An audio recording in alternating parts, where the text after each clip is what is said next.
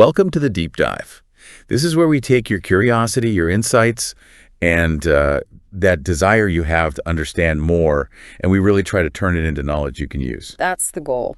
Today, we're plunging into something pretty fascinating, I think. It's a collection of insights about aging, specifically about mobility. We're exploring what makes some, well, remarkable individuals completely defy that conventional story of physical decline. The one we all kind of expect. Exactly. We're going to unpack some truly eye-opening stuff from a source we've been really digging into. It's provocatively titled, The Ageless Secrets of Never Decliners. It's a great title. Really grabs you. It does. So this deep dive, it's all about this almost hidden population of seniors, people who've seemingly just bypassed the typical path, the gradual loss of mobility, even well into their 90s. Which sounds almost unbelievable at first. Right. Imagine this. A 92-year-old woman, the source calls her Martha. She's just finished a pretty brisk 3-mile morning hike. Okay. Impressive already. And then she's making plans to help her neighbor move heavy furniture in the afternoon. Wow. Okay, that's next level. Not your typical 92-year-old image. Not at all. Sounds almost impossible, like you said. Maybe something out of a fantasy novel. But her story, and there are others like her apparently, it completely challenged everything. Her physical therapist, who was much younger, thought he knew about what aging had to be. And what's really fascinating here, and the source makes a big point of this, is that Martha wasn't some, genetic freak or just incredibly lucky. Right. Not just good genes. No. She's part of what researchers kind of quietly called the never decliners. Yeah. And their secrets, which we're going to explore, they have nothing to do with expensive treatments or, rare genes. So what are they about then? They center around specific, learnable daily practices and mindsets, too. That's crucial. So if we connect this to the bigger picture, well, it strongly suggests that physical decline might not be as inevitable, as predetermined as our society often assumes. And that idea, that's profoundly powerful, isn't it? Liberating, even. It really is. Absolutely. And the implications, they're huge. The source even hints that these findings, well, they could pose a real challenge to industries that profit billions from the assumption of inevitable decline. Oh, for sure. Think about it. Mobility aids, certain drugs, even some aspects of long-term care facilities that bank on decline being the norm. Exactly. So what you're about to learn today could genuinely reshape your perspective on your own aging journey.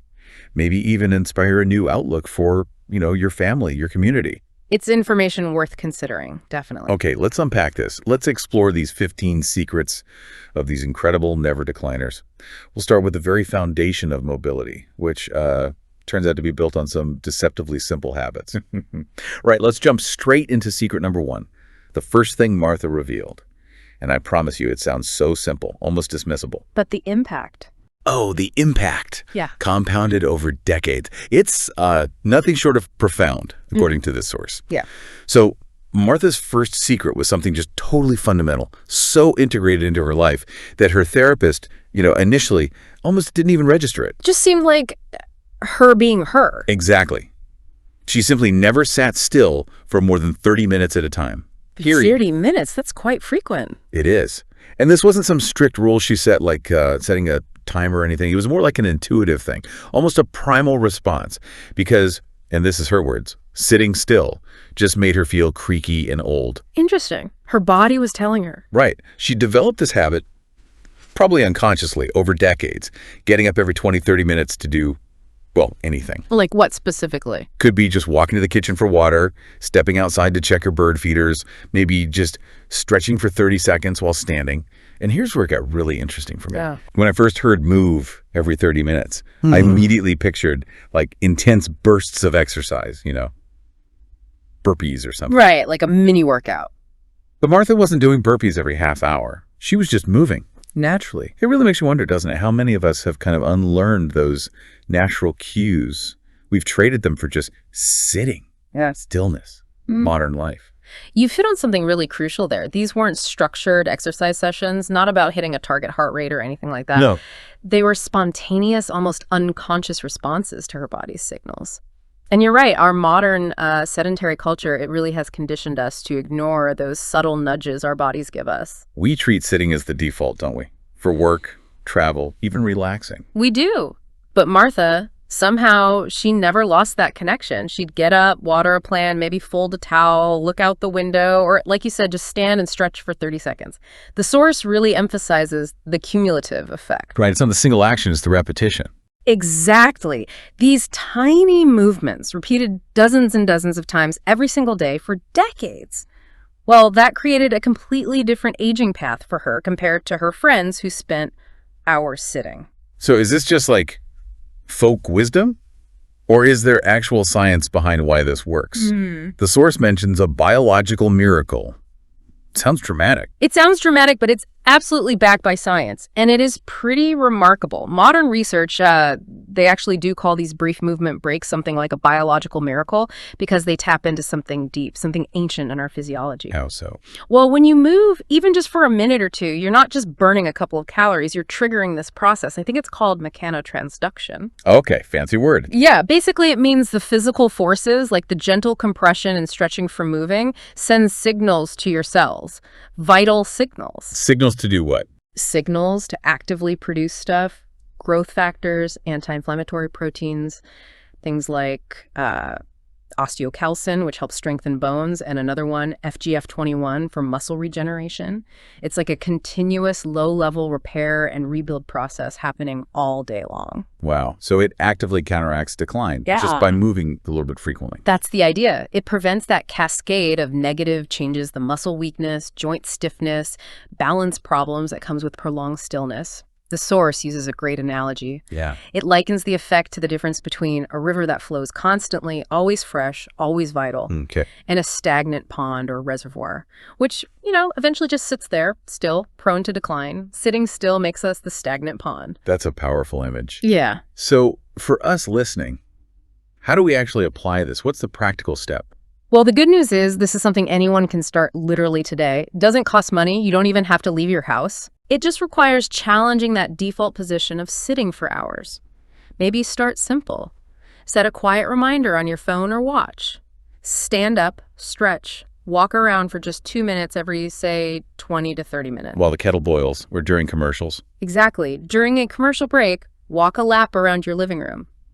The key insight isn't about doing a formal workout. It's just about interrupting stillness regularly. It really makes you ask yourself, doesn't it? How much we trained ourselves to ignore those little signals from our body telling us to move. It does. This habit is a powerful first step in learning to listen again, actively choosing to respond. Okay, so from those daily micro movements, Martha's therapist then asked about her sleep.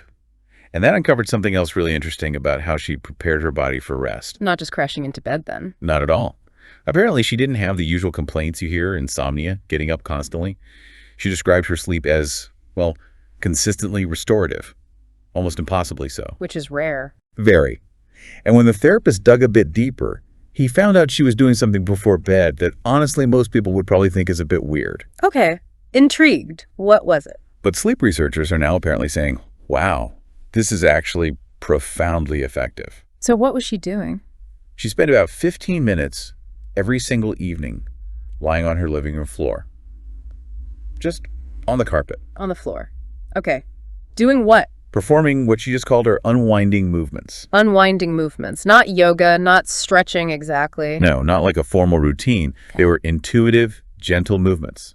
Stretches, position changes she'd kind of developed over the years based on what felt good to her body that day. Can you picture it? Like what kind of movements? Yeah, the source describes things like rolling gently side to side, maybe drawing her knees slowly towards her chest, doing subtle spine rotations, or just reaching her arms overhead in different ways, slowly exploring the movement. Huh. This is very gentle, very exploratory. Totally. Yeah. And she thought she was just, relaxing to help herself sleep better. That was her conscious reason. But there's more going on. Apparently, yes. The source explains she was actually performing a pretty sophisticated neuromuscular reset. Neuromuscular reset. Okay, that sounds sci-fi almost. Break that down. Huh. Yeah, it does sound technical. What does it mean? Think of it like this. Your brain sends signals to your muscles, right? Tells them how to move, how much tension to hold. Okay, basic wiring. But over time, with repetitive movements, or maybe more importantly, with a lack of varied movement and lots of sitting, those signals can get a bit, fuzzy. restricted. The wires get crossed or frayed a bit. Kind of. Leads to chronic muscle tension, stiffness, that gradual loss of range of motion. So these unwinding movements, because they gently take your joints through their full range in new exploratory ways, it's like hitting the refresh button on that brain-muscle communication. Okay, so it's reminding the nervous system. Right. Exactly. Reminding it how to access and control the full natural mobility your body is actually designed for. It prevents those slow, creeping restrictions that make us feel old and stiff. And the floor itself plays a role? Yes. That was another key point. What Martha had figured out intuitively was that the floor is a powerful, often overlooked tool. Lying on a firm surface forces your body to work against gravity differently than sitting in a chair or lying passively in a soft bed. It challenges muscles and joints you don't normally activate? Precisely. It helps prevent what the source almost poetically calls movement amnesia, where your body literally forgets how to move in certain ways because it never does. Movement amnesia. I like that term. It's evocative. So for us, for the listeners, this is pretty significant, right? That time before bed when many of us are just scrolling on our phones or zoning out to TV. Yeah, that could be prime time for this kind of gentle reset. It could be doing way more for our physical future than we ever realized. What's the biggest takeaway here, do you think? I think the biggest takeaway is that this is about actively maintaining range of motion, something most people just passively accept losing as they get older. It's considered normal aging loss. But this offers a way to fight back, gently. Exactly. A simple, accessible way to counteract that drift towards stiffness. And what's truly fascinating, again, is Martha's intuitive wisdom. She wasn't following some scientific protocol from a journal. No PhD required. Nope. She was listening to her body, observing what it needed, and developing practices that worked for her. And now, modern science, with its studies on things like neuroplasticity and myofascial release, is basically just catching up and confirming, yeah, what she was doing is profoundly effective. It really encourages us to tap back into our own body intelligence, doesn't it? Okay, let's move on. Now we're diving into some of the, let's say, more surprising secrets, the ones that really challenge some deeply held beliefs we have about aging. Especially around safety and physical effort. Exactly. This is where Martha really starts to flip the script, as they say. Right? Martha's third secret. This one was maybe the most surprising, and for her young physical therapist, honestly, quite controversial at first. He thought she was being reckless. Totally. Because Martha still did things like climb ladders to clean her gutters. She walked on icy sidewalks in winter, carefully but confidently. She lifted heavy grocery bags. And like we mentioned, she even helped friends move furniture. Wow. Okay, that definitely flies in the face of standard advice. Completely. It flips the script on what we're usually told about senior safety, right? Yeah. We get bombarded with advice to avoid anything that could possibly lead to a fall or injury. Take every single precaution. Bubble wrap yourself. Pretty much. The better safe than sorry approach, taken to an extreme. But here's where the source makes a really critical distinction. Martha wasn't careless. She wasn't stubborn or just ignoring risks. She was discerning, meaning she had learned, through years and years of staying active, how to tell the difference between a reasonable risk, one that actually kept her body strong and capable, and a truly dangerous risk that was likely to cause serious injury. That's a sophisticated skill. It is. And the source argues pretty powerfully that most seniors, and often their well-meaning families, get this calculation completely backwards. Oh, so? They adopt this fear-based approach to aging that, ironically, paradoxically, accelerates decline. Because fear leads to avoidance. Exactly. The problem is insidious. When people become overly afraid of falling, what do? They start avoiding activities that challenge their balance, their strength, their coordination, anything that feels even slightly unstable. Which makes sense on the surface. Sure, but it creates a vicious cycle. Yeah. That reduced activity leads to muscle weakness. It leads to poor proprioception, your body's sense of where it is in space. Right, that internal balance sense gets dull. Which then, of course, increases your actual fall risk, which leads to more fear, more avoidance. Until eventually. People need walkers, canes, or significant help, not necessarily because of their chronological age, but because of disuse atrophy and this self-fulfilling prophecy driven by fear. And Martha somehow avoided that whole trap, despite doing things that involved risk. She did. She stayed actively engaged with physical challenges that kept her body strong and, just as importantly, kept her confidence intact. Her discernment wasn't just theoretical. It was built on decades of lived experience. So she trusted her body's feedback signals. deeply. She intuitively knew the difference between that feeling of healthy fatigue, after a good effort, and the genuine warning signs that signal real danger or strain. That internal calibration system. Developed through practice. Right. Developed through staying active and engaged with her environment. It was far more sophisticated, far more accurate than those generic fear-based guidelines that tell all seniors don't do X, Y, or Z because you might fall. It raises a really important question, doesn't it? When we think bigger picture, are we maybe inadvertently creating the very frailty we're trying so hard to prevent by being too cautious?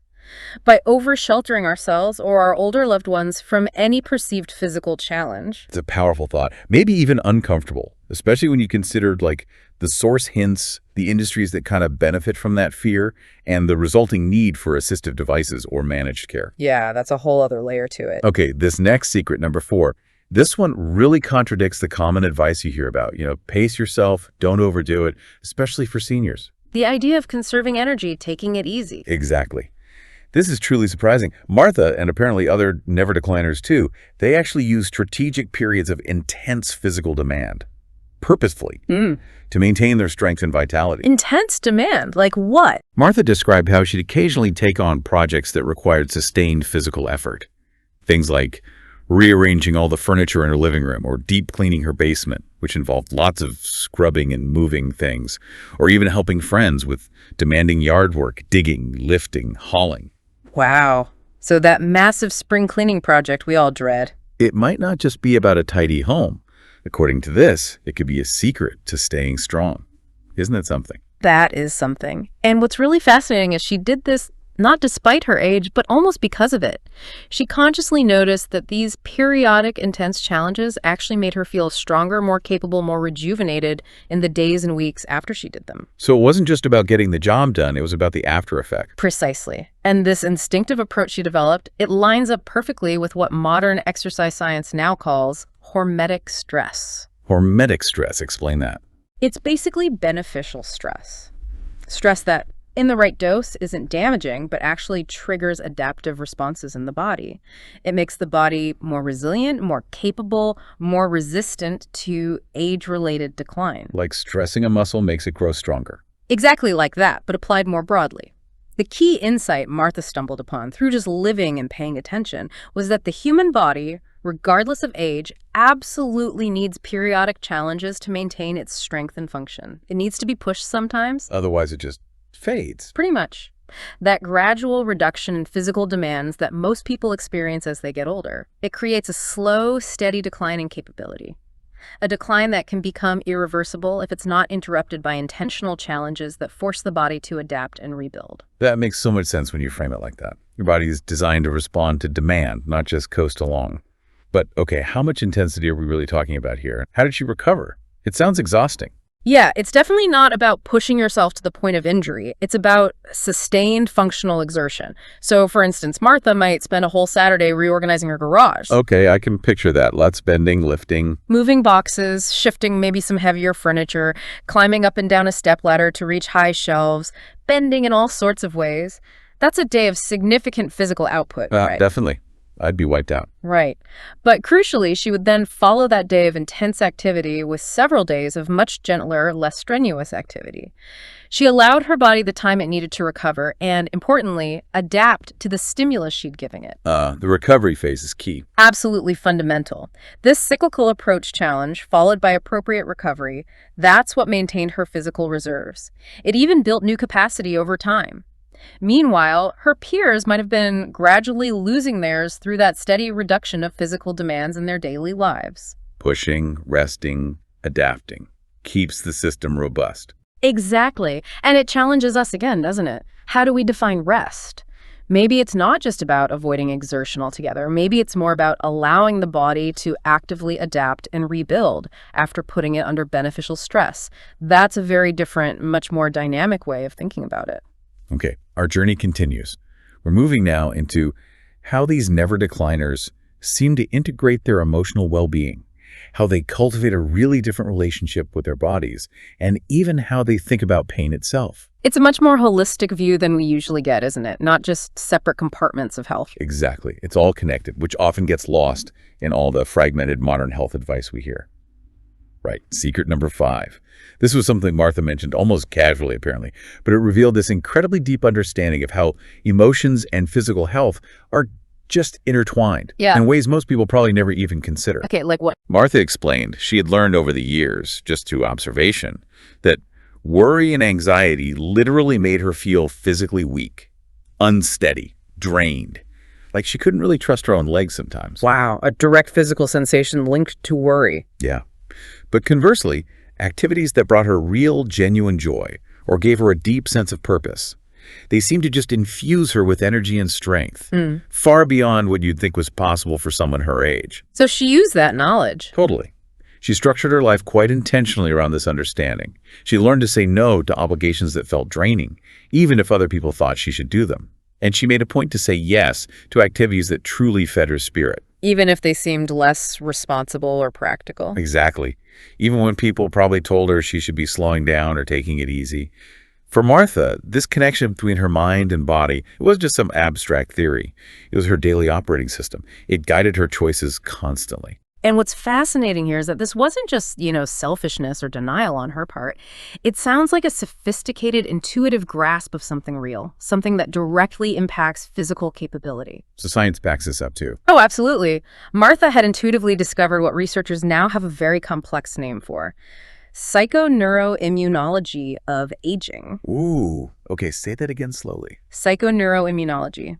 It basically describes the complex interplay between your mind, nervous system, your immune system, and your endocrine system, your hormones, and how all that together ultimately determines how gracefully or not so gracefully someone ages. Okay, so how does stress or joy fit into that complicated picture?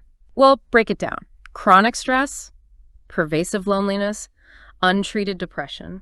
These aren't just things that reduce your enjoyment of life. They literally physically accelerate decline through measurable pathways. Oh. Through things like hormonal imbalances, think cortisol overload and chronic inflammation. And these pathways can directly weaken muscles, they can compromise your balance, they can even diminish cognitive function over time. This is a real physiological effect. Absolutely. The source really highlights that if seniors, or anyone really, wants to maintain independence and vitality, they need to be just as intentional, just as proactive about managing their emotional and social environments as they are about, say, their diet or their doctor visits. Wow. So it's not just about feeling good emotionally for its own sake. That emotional regulation actually has a concrete physical impact. Exactly. It challenges that common separation we make between mental and physical wellness, doesn't it? Completely. Emotional regulation isn't just about subjective comfort. It's a vital, measurable part of physical health. It shows the mind and body aren't separate things at all, but one integrated system. One profoundly influences the other. So neglecting one will impact the other. Inevitably. It really urges us to consider the often overlooked physical costs of emotional stress.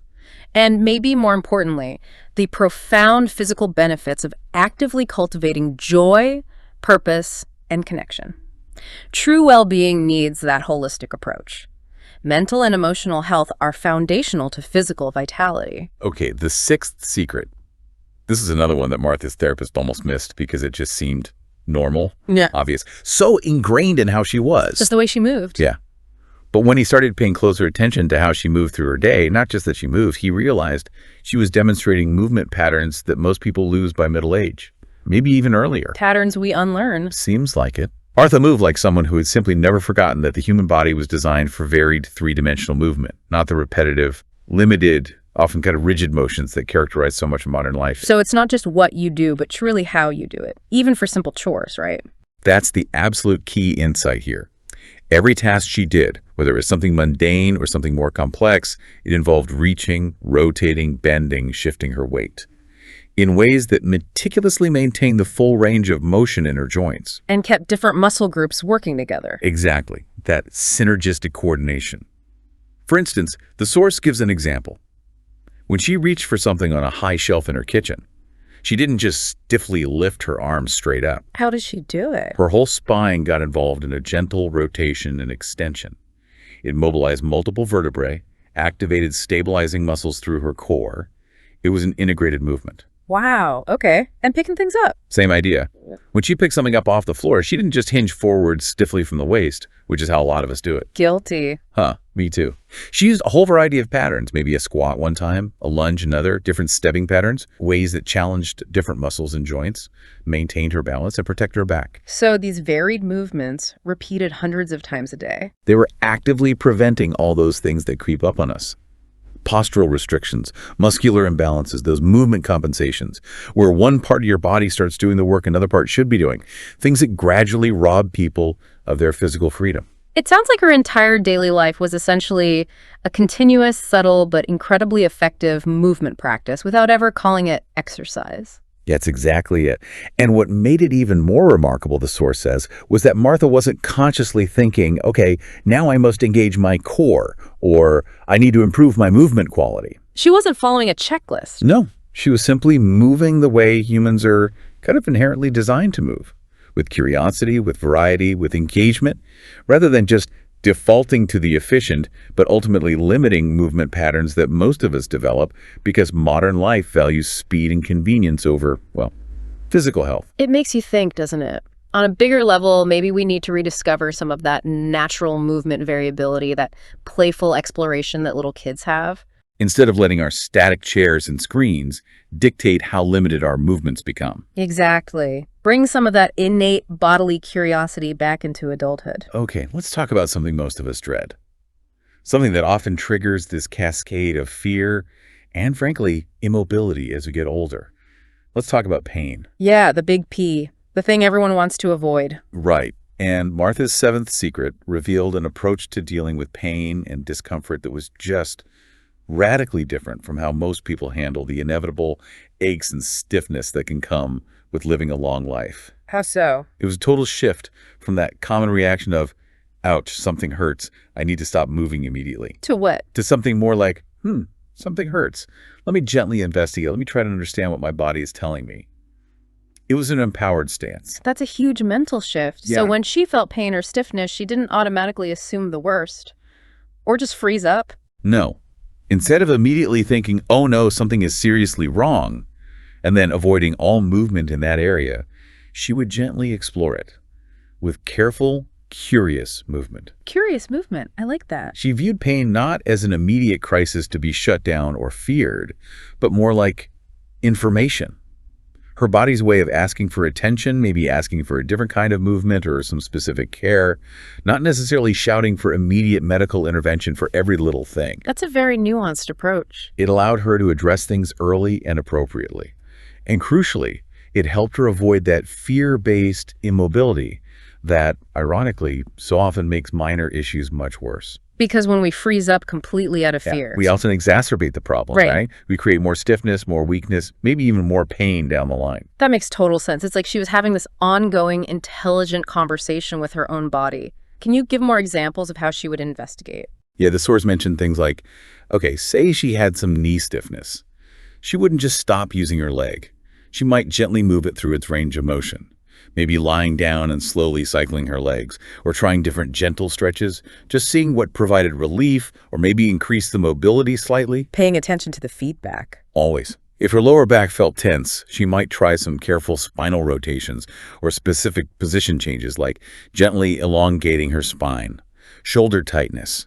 She'd explore reaching and rotating in different ways, different planes of motion. Always listening, right. Discerning the difference between a healthy stretch sensation and a real warning sign. Exactly.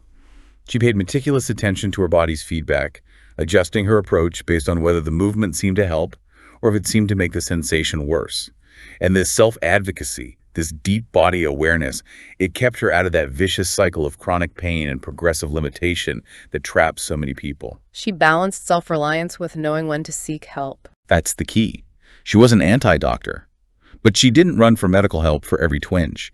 She balanced self-reliance with appropriate help-seeking, a skill many people never really develop. They either ignore problems until they become really serious, or they do the opposite. Over-medicalize things. Right.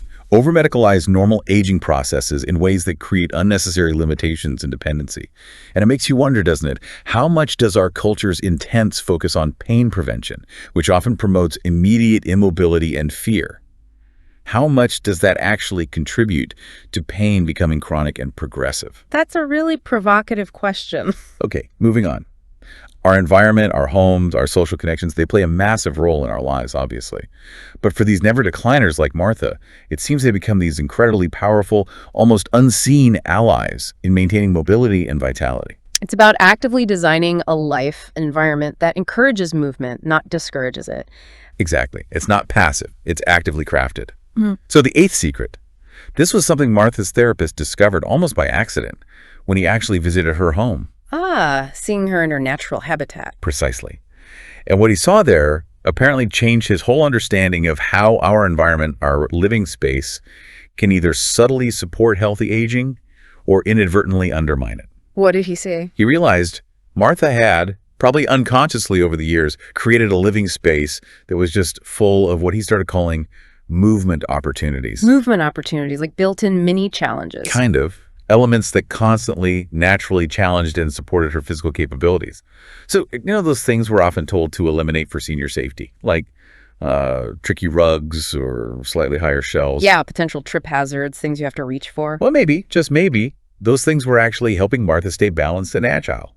Rather than just being hazards to be removed, it makes you totally rethink what a safe and supportive home really looks like for an aging body, doesn't it? It really does. What's truly fascinating here is that subtle but profound power of our everyday environment. Martha's home wasn't designed for frailty. It was designed for living an active life. And that inherently encouraged physical engagement. So higher shelves meant more reaching. Right. Naturally encouraged reaching and stretching. Those rugs and maybe some strategically placed furniture, they required her to navigate varied terrain, maintain her balance, keep her spatial awareness sharp. Things weren't always at the easiest height or position. Exactly. She kept frequently used items in spots that required her to move through a fuller range of motion to get them.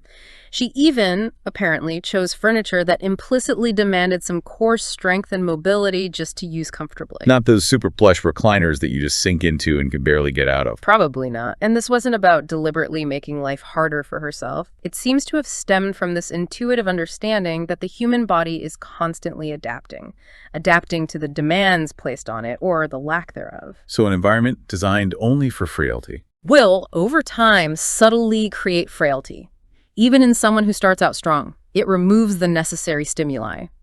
Conversely, an environment that maintains appropriate, manageable challenges and expectations that will actively support continued strength and independence even as the years go by. So practically speaking, this means we can actually think about designing our living spaces to be allies in healthy aging, not just passively accepting them, or worse, creating environments of disuse without realizing it. Precisely. Our home isn't just a backdrop, it's an active participant in our physical health. It makes you question a lot of that standard advice about, elder-proofing a home by removing every single obstacle, creating perfectly smooth, undifferentiated spaces. Maybe some of those obstacles, navigated safely and consciously, are exactly what the body needs to stay active, engaged, and prevent that gradual loss of capability. It encourages us to see our homes not just as places of convenience, but almost as micro-gyms, full of little opportunities to move, balance, challenge ourselves naturally throughout the day. That's an exciting way to think about our living space. A paradigm shift. Okay, let's shift focus slightly now to social connections. We hear a lot about staying socially active as we age, right? Yeah. Usually framed as preventing loneliness or maybe helping cognitive function. Yeah, the standard benefits. Important, but maybe incomplete. Well, Martha seems to have discovered something much more specific and maybe more powerful about the types of social connections that actively support physical health and independence. Okay, how so? Her social life wasn't just about coffee mornings or passive book clubs. It was intrinsically built around activities that required her to move, to contribute physically, to engage with her community in an active way. So the movement was baked into the social activity itself. Exactly. So joining that walking club or maybe a community garden group like you hear about, it isn't just good for the soul. According to this, it's actually a hidden workout and a strategic move for your physical future. That makes sense. And the source argues this is really effective. Very effective. It calls these socially motivated movement opportunities and argues they were far more powerful, more sustainable for Martha than just exercising alone would have been. Why more powerful? Because they provided that essential external motivation. Accountability. Yeah. You commit to meeting the group or the project needs doing, and it cleverly disguised the physical challenges as just social engagement, not a chore, not a medical necessity. Can you give examples from Martha's life? Yeah, the source mentions she belonged to a community garden club. They maintained local flower beds. So that routinely required her to kneel, bend, lift bags of soil, use various tools. Which is substantial physical activity right there. Totally. Integrated into something she enjoyed socially. She also volunteered at her church's food pantry. That involved lifting and moving boxes, organizing shelves, standing for quite a while. More functional movement. And she participated in neighborhood activities, maybe walking to different locations for meetings or events, engaging in varied physical tasks as part of community projects, all while maintaining meaningful connections with people who valued her contributions and her company. That integration, social connection plus physical challenge, that sounds incredibly powerful. It's hitting multiple positive notes simultaneously. It really does. It creates this amazing synergy supporting both emotional and physical well-being. The social expectations, the commitments, they provided strong motivation to keep up her physical abilities, to show up, even on days she might not have felt like it. And the activities themselves fostered connection. Right. The physical activities created authentic opportunities for meaningful connection, for contribution, which profoundly fed her sense of purpose and belonging. This model is quite different from just exercising alone in a gym or engaging in purely sedentary social activities like just sitting and talking. It definitely urges us to rethink things. How can we consciously reframe our own social activities, recognize and maybe maximize their impact on our physical vitality, looking beyond just the emotional support to the deep physiological benefits? It's about seeking out community involvement that naturally integrates movement and purposeful physical effort, not just separating exercise time from social time. Sure. Okay, our next group of secrets. These delve into how never-decliners seem to approach their daily routines, their commitment to continuous learning, and even their relationship with the healthcare system itself. It sounds like there's a deep intentionality woven right into the fabric of their lives, not just going through the motion. Exactly. It's a very mindful, engaged way of living. Right. Secret number 10. This one was perhaps the most subtle, but potentially one of the most important. It involves Martha's fundamental relationship with time itself, and her understanding of how the, let's face it, often frenzied pace of modern life can subtly work against healthy aging. The constant rush, the focus on efficiency above all else. Precisely. Martha had learned, or maybe never unlearned, how to move through her days at what the source calls a sustainable pace. She wasn't deliberately slow, but she wasn't rushing through tasks either. She performed each activity with attention, with care, with full engagement. Mindful movement, even in mundane tasks. Exactly. This is about turning life's little everyday moments, things we often just rush through to get them done, into powerful opportunities for self-care, for physical maintenance. And what's really fascinating here is how she seemed to intuitively leverage that feeling of time scarcity, which stresses so many of us out. Yeah, never enough time. She turned it into an advantage by making every moment count intentionally for her well-being. This mindful approach, it had multiple benefits that just compounded over years and decades. Like how? Give an example. Okay, take cooking a meal. The source suggests Martha didn't just rush through the steps to get food on the table as fast as possible. Which many of us do. Right. Instead, she used that time. Maybe she'd practice her balance by standing on one foot while stirring the pot. Or she'd strengthen her core by consciously reaching for ingredients without leaning on the counter for support. Building in little challenges. Yes, maintaining her flexibility by incorporating gentle stretches or position changes throughout the process, chopping, stirring, plating. She consciously transformed these routine activities into continuous opportunities for physical maintenance and improvement. Rather than just tasks to be checked off a list. Exactly. It wasn't just about efficiency. It was about engagement. So it's like this continuous integrated workout happening all day long, but without ever really feeling like explicit exercise. That's the beauty of it. She was getting this constant, low-level physical training woven into her day without ever feeling like she was taking dedicated time away from other productive activities. Yeah. And the cumulative effect of that constant integration Was more powerful than sporadic gym trips. The source argues, yes, far more powerful and sustainable than those intense bursts of exercise that many people struggle to maintain consistently over the long haul. But it does require a shift, doesn't it? A fundamental shift in priorities. Away from that modern obsession with just busyness and efficiency. But the payoff, in terms of sustained vitality, balance, strength, The source suggests it's immense. It encourages us to rediscover the richness within each moment and see how even the simplest tasks can contribute to our overall well-being if we approach them mindfully. Okay, now for secret number 11. This one challenged the typical advice we hear about mental stimulation for seniors, right? We're always told, do crossword puzzles, play Sudoku, keep your brain sharp. Yeah, the brain game's approach to fighting cognitive decline. Right. But Martha wasn't just doing crossword puzzles. She was constantly actively learning new physical skills, taking on new movement challenges.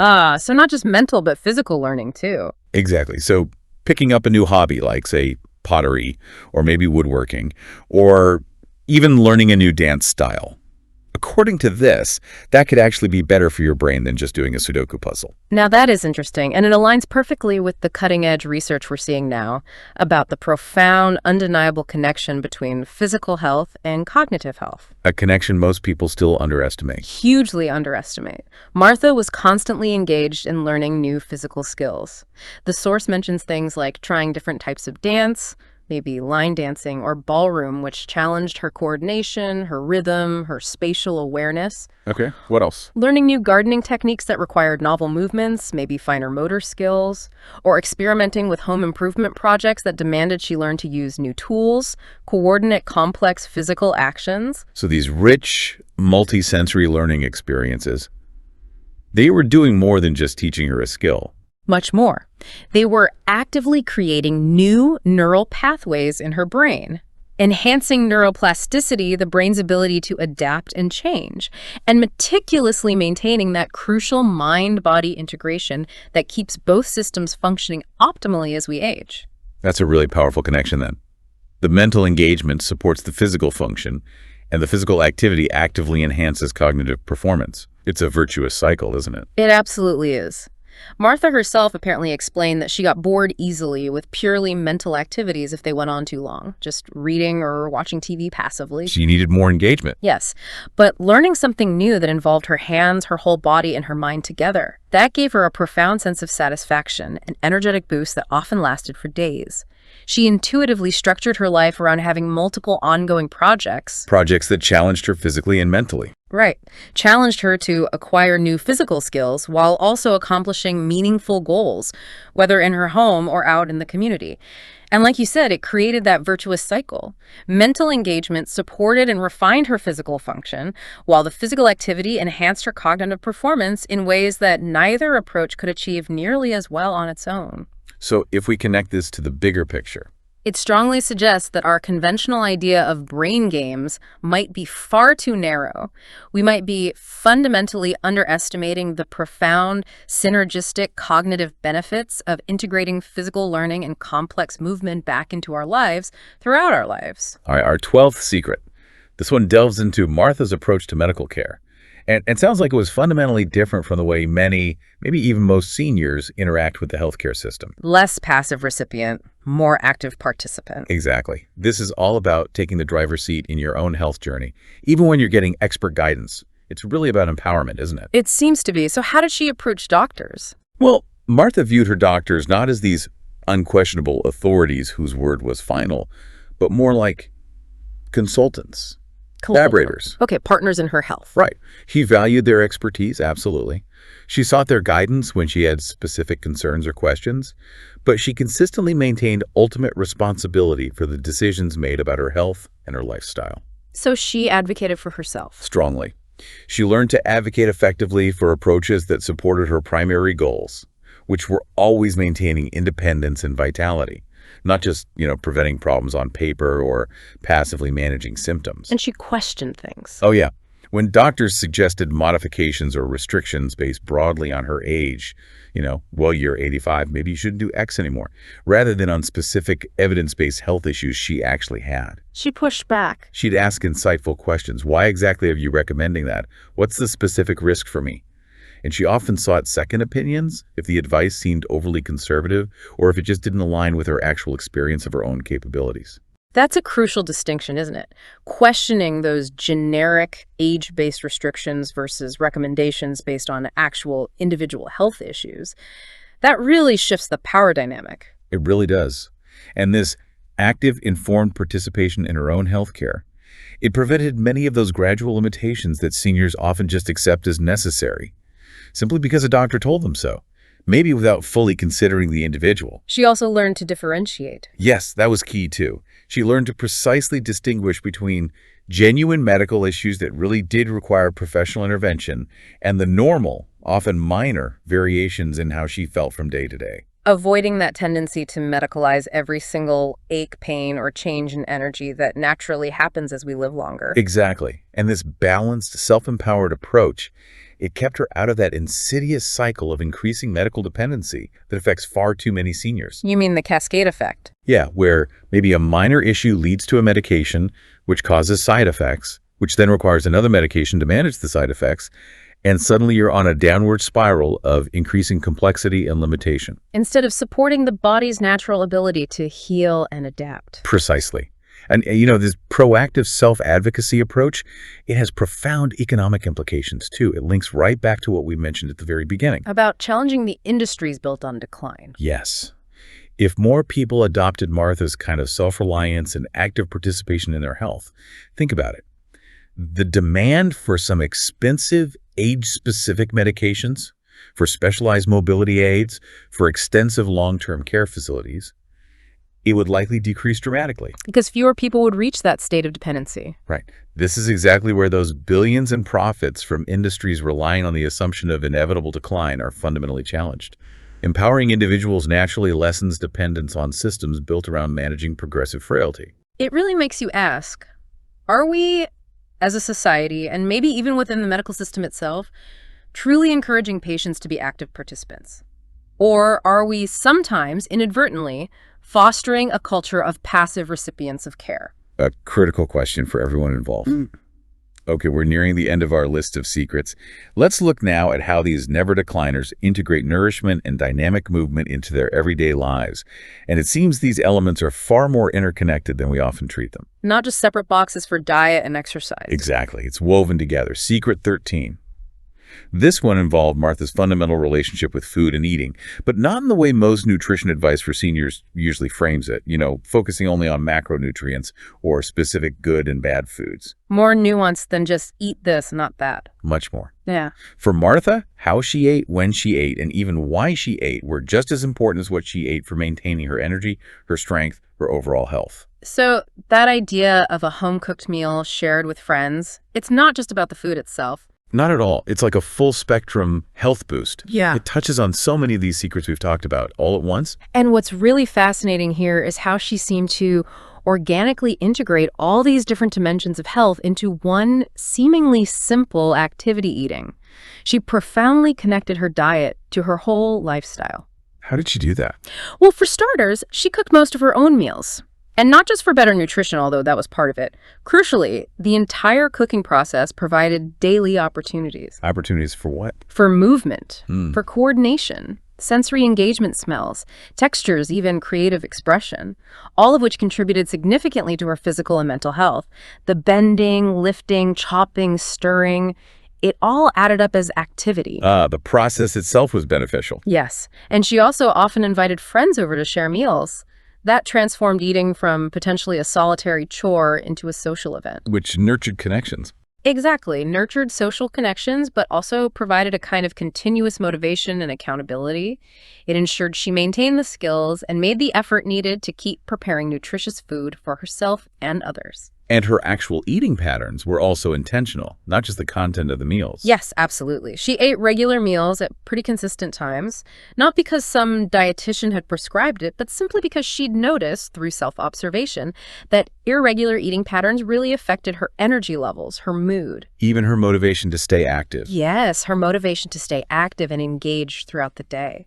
She paid meticulous attention to how different foods made her feel, choosing options that consistently supported her energy and vitality, rather than just blindly following generic nutritional guidelines that didn't account for her individual needs and preferences. Listening to her body again. Always. Right. And furthermore, Martha had apparently learned to use meal preparation and the act of eating itself as profound opportunities for mindfulness, for gratitude. She took the time to really appreciate the colors, the textures, the flavors of her food, maybe reflecting sometimes on the journey that food took, the factors and people involved in bringing it to her table. This provided a deep kind of mental and emotional nourishment. Beyond just the calories and vitamins. Exactly. It powerfully supported her overall sense of well-being, her life satisfaction. It made eating a truly holistic experience, not just refueling. Okay, our 14th secret. This is another one of those incredibly subtle ones. Something Martha's therapist almost missed because it happened so naturally, almost subconsciously for her. Another ingrained habit. Seems like it. When he started watching her really carefully, he realized that Martha was constantly making these subtle micro-adjustments in her posture, her body position, her movement patterns, without even being consciously aware she was doing it. Like fidgeting, but more purposeful. Maybe. It sounds like her body was having this constant, quiet, internal conversation with itself, keeping things tuned up. That's an excellent way to put it. A very apt description. Throughout their conversations, whether she was sitting or standing, Martha would subtly shift her weight, change her position slightly, adjust her posture, move different parts of her body, almost imperceptibly sometimes. But these small movements mattered. Hugely, according to the source. They kept her comfortable, yes, but crucially, they prevented any single area of her body from getting stiff or restricted from staying in one position too long. These constant micro-movements were like a continuous internal maintenance program. Diligently preventing problems before they could even develop. Exactly. Preventing them before they developed into limitations that would require some major intervention to fix later on. So it's not about finding one perfect static posture and holding it rigidly all day? No, quite the opposite. It's about constant dynamic, fluid movement, subtle adjustments. It sounds like Martha had never lost that natural movement variability you see so clearly in young children. That's exactly what the source suggests. You know how kids are always shifting, stretching, fidgeting, changing positions? That innate movement richness. It keeps their bodies balanced and agile. Yes, it inherently keeps their bodies balanced, agile, healthy. Martha seemed to retain that, and it actively prevented the gradual loss of mobility that happens when people adopt those fixed, rigid postures and repetitive movement patterns. Patterns that overuse some parts of the body while subtly neglecting others. Can you describe it more? How did she move? She'd shift her weight fluidly while standing, maybe from one foot to the other, change her leg position frequently while sitting, reach and stretch spontaneously throughout the day, almost unconsciously, even vary her walking patterns slightly based on the terrain or her mood. It created this constant flow of diverse movement that kept all her joints mobile, all her muscles balanced and responsive. It really challenges that idea of aging stiffness being inevitable, doesn't it? Completely. It makes you ask, how much of what we perceive as unavoidable aging stiffness is actually a direct consequence of learned immobility, a result of adopting fixed, repetitive patterns over decades rather than some inevitable biological process we have no control over? That's a profound thought. It puts so much agency back into our daily habits, our moment-to-moment movements. Okay, we've explored so many incredible practices: micro movements, floor routines, risk assessment, mindful eating, varied movement. But now we arrive at what might be the most powerful secret of all. The foundation upon which all the others are built. Exactly. The underlying mindset, the true secret maybe, that makes everything else flourish. The 15th and final secret. This was perhaps the most important one, because it revealed Martha's fundamental attitude toward aging itself, her core beliefs about her own inherent capabilities. And this mindset difference was the bedrock, made all the other secrets possible and sustainable for her long life. That's what the source argues. Martha had simply never bought into that widespread societal idea that aging automatically, inevitably, means decline, means limitation, means dependency is the unavoidable endpoint. She rejected that narrative. Fundamentally. So it really does all come back to belief, doesn't it? What you truly, deeply believe about aging. It can genuinely become your lived reality. This is perhaps the most profound insight the source unearthed. Martha observed, just by looking around her, that the seniors who remained vital, engaged, independent, they were precisely the ones who continued to expect capability from themselves, expected growth even, expected to keep contributing. Rather than just settling into diminishing expectations. Well, I'm X age now, so I guess I can't do Y anymore. Exactly that. She approached each new day, apparently, with genuine curiosity. What might I learn today? What could I accomplish? What new experience might I have? Rather than her primary focus being on, what might I lose today? Or what do I need to give up because I'm getting older? That's a huge difference in orientation. Forward-looking versus backward-looking. Huge. And this positive, possibility-focused mindset, it had shaped literally decades of her choices. It guided her to embrace practices, make decisions that either maintained or actively expanded her capabilities, rather than just accepting limitations that weren't actually necessary or, in her experience, weren't truly inevitable. So her expectations really did become this powerful, self-fulfilling prophecy, shaping her physical and mental path. Absolutely. Martha expected to feel good. She expected to be capable. She expected to continue growing and contributing meaningfully to her community. And these deeply held expectations, the source argues, absolutely became self-fulfilling prophecies. Guiding her daily choices, her planning. Her long-term planning, even her responses to challenges when they arose, all guided in ways that created the vibrant outcomes she expected, rather than the pervasive decline that society, maybe even some doctors, often told her was inevitable and appropriate for someone her age. Wow. Connecting this to the bigger picture then. It just profoundly underscored the incredible, often vastly underestimated power of our internal narrative. Our story about ourselves, how it shapes our physical experience, our beliefs about aging, whether they are positive and empowering or negative and limiting, they profoundly impact our choices, our actions, and ultimately our physical and emotional outcomes. And the most empowering part of that. The most empowering part is that it's never too late. It's never too late to challenge those limiting assumptions we might hold about ourselves or about aging in general and begin to cultivate a new, more expansive expectation for your own aging journey. #outro. So where does this leave us? What does all this mean for you listening right now? Martha's incredible story and the consistent practices of these other never decliners, they really remind us that the path to sustained vitality, to profound independence, it isn't about finding some magical cure. Not about expensive treatments, not even just winning the genetic lottery. No, it's about intentional, everyday choices. Small, consistent shifts in how we move, how we think, how we eat, how we engage with the world around us.